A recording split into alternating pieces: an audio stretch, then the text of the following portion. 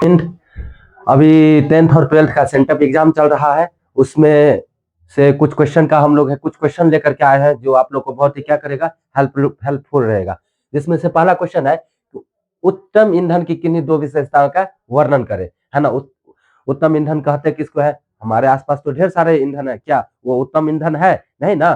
तो उत्तम ईंधन का है कि विशेषता होता है कि जो उच्च है कि क्या होना चाहिए, कैलोरिक, उच्च कैलोरी की, हाई कैलोरी क्या होना चाहिए, वैल्यू होना चाहिए। और दूसरा क्या कि जो कम धुआं छोड़े और कम प्रदूषण उत्पन्न करे, है ना। तो पहला हो जाएगा क्या, तो उच्च उसमें मान होना चाहिए, और दूसरा क्या हो जाएगा, कम धुआं और कम प्रदूषण उत्पन्न करे, और किसी प्रकार का क्या, जलने पर किसी भी प्रकार का राख न छोड़े। ठीक है, आते हैं दूसरे क्वेश्चन पर। दूसरा क्वेश्चन कहता है कि फ्लेमिंग के दाएं हाथ के नियम क्या है। फ्लेमिंग के दाएं हाथ का नियम क्या है? तो फ्लेमिंग क्या दाएं हाथ कहता है कि फ्लेमिंग के दाएं हाथ का नियम कहता है कि जब किसी चालक में विद्युत धारा तथा चुंबकीय क्षेत्र दोनों क्या हो, लंबवत हो, दोनों क्या हो, लंबवत हो, और दाहिने हाथ के अंगूठे तर्जनी और मध्यमा के बीच परस्पर क्या हो, लंबवत हो। कैसा? इस प्रकार का हम मटेरियल हो, जिसमें है कि अंगूठा क्या चीज को शो करता है, अंगूठा शो करता है बल और गति की दिशा को, बल और गति के दिशा को। और ये तर्जनी क्या शो करता है, तर्जनी चुंबकीय क्षेत्र को शो करता है। तर्जनी क्या चीज को शो करता है, चुंबकीय क्षेत्र को। और जो मध्यमा जो उंगली है वो क्या चीज को शो करता है, ये विद्युत की धारा की दिशा को शो करता है। क्या चीज को शो करता है, विद्युत की धारा की दिशा को शो करता है। ठीक है, चलते हैं अगला क्वेश्चन पे।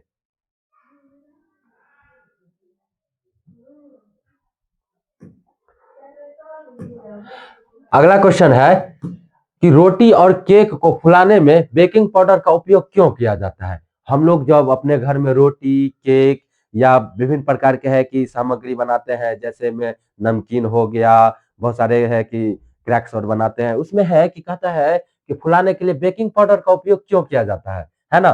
तो बेकिंग पाउडर में बेकिंग सोडा, है ना, NaHCO3, बेकिंग सोडा का रासायनिक है कि अनुसूत्र नाम क्या हो गया, NaHCO3। ये आप याद कर लीजिएगा, ये आपको ऑब्जेक्टिव में ये काम देगा। ठीक है ना। और कोई हल्का अम्ल जैसे कि टार्टरिक अम्ल हो गया, इस सबको क्या करता है, जब गर्म किया जाता है तो कौन सी गैस बनाता है, CO2 गैस बनाता है। कौन सी गैस बनाता है, CO2 गैस बनाता है। और यही CO2 गैस क्या करता है, जो रोटी बनाते हैं वही रोटी के कण में, या जो है कि केक बनाता है, केक के कण में है कि फंस करके वो क्या बनाता है, उसको फुला देता है, और उसको है ना नरम बना देता है। उसको क्या बना देता है, खास्ता बना देता है, नरम बना देता है। ठीक है ना।